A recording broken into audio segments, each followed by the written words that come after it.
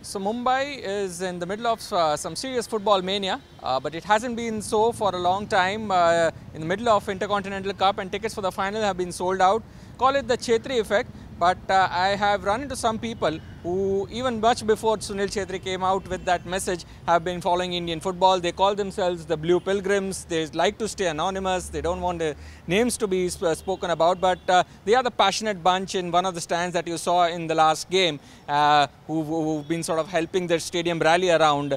Guys, tell me how did it start? I mean, you must have seen different India games at different stadiums, some not so great atmosphere. How did the Mumbai game compare to some of what you've seen?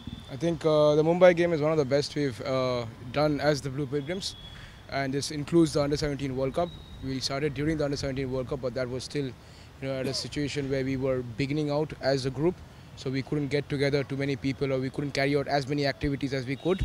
But right now, we have matured as a group over a period of at least almost 6, 7 months, 8 months, and I think we've also had help from the federation, helping us take all the banners and all the drums and everything inside, and just it's just come together perfectly in a good way. So how easy or difficult is it to get a stand to rally around, to make them understand your chants, your anthems? How does it work? Because obviously you're not trained everyone. So yeah, I mean, it's definitely not easy, but we make preparations in advance. So for example, during last game, we called all the fans a day before, and we all were here. We were practicing all the chants, all the activities that we've planned. We've always practiced it before, so that we can go and deliver it in the stands, and we've done just that. How encouraging is all this that you see in Mumbai at the middle of this Intercontinental Cup? A lot of people think it's Sunil Chetri's message that did the work. Whether that is the case or not, I mean, this is encouraging. It was definitely something that Sunil Chetri helped us fill the stands.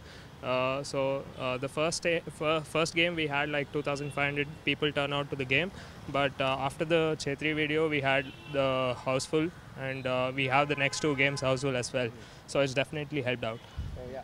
So it was like Sunil Chetri himself mentioned, that video that he did was not for the fans who attended. That was for the fans who did not turn up.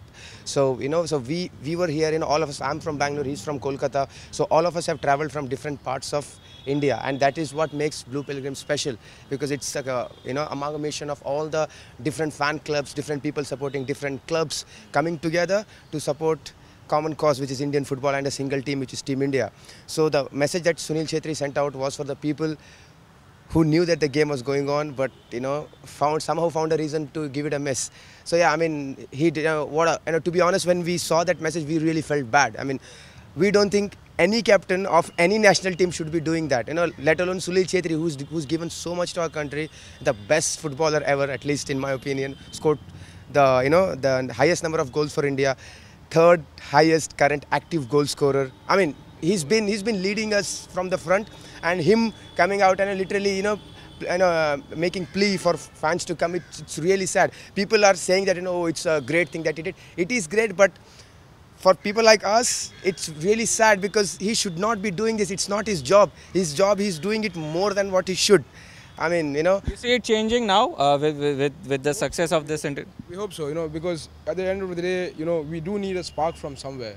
People need to be told that, it's okay to follow European football, it's okay to follow other leagues, but at the end of the day, you should contribute to your own country.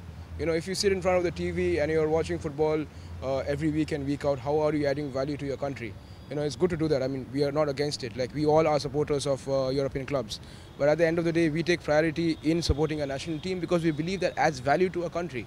So, it's all about coming to the stadium, giving your team 90 minutes. And the first step of change is coming to the stadium. If you can't come to the stadium, there is no sign of progress. Sitting in front of the internet and typing away doesn't help Indian football. You have to come to the stadium and help your team out, be there in support and in spirit for 90 minutes. And you would be there supporting in the UAE as well, I gather. How many of you, how are you going to manage that? Yeah, so that has always been one of our visions. So when we started out in 2017, so first step was Delhi Under-17 World Cup, which is great. A lot of people turned up. So for the first game, we had 450 different fans coming from different parts of India. Then second game, the number reached 550. Then the third, we had around 850 people.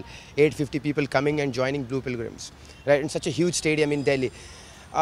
What we also thought was we should use that as a stepping stone and extend that support to the senior team, which is exactly what we are doing now. And we also went to Goa to support the national team against Myanmar in AFC Asian Cup qualifier. But ultimately, the main, what do you say, long term or rather short term, I don't know, however you want to, phrase it. So in January next year, we want to take minimum 300 people to UAE, traveling from India with us, and If you can pull it off, it will be absolutely fantastic. Can you imagine an entire plane full of blue pilgrims shouting for the Indian national team, playing the drums and everything, singing along? It just give me jitters thinking about it right now. Yeah.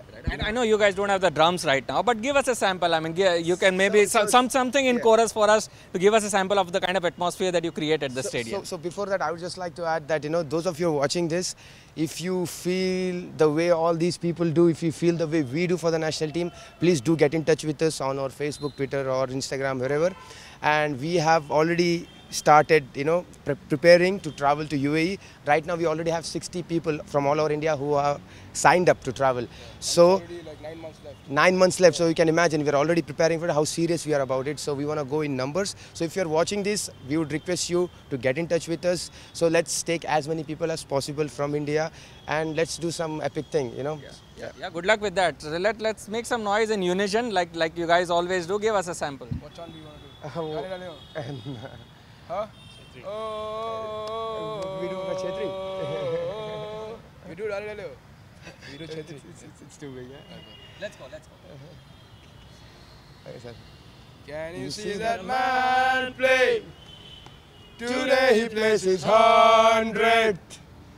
And he's a mighty own champion, living legend. Can you see that man play?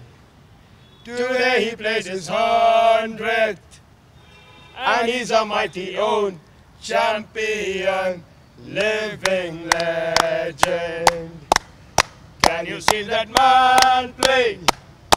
Today he plays his 100th.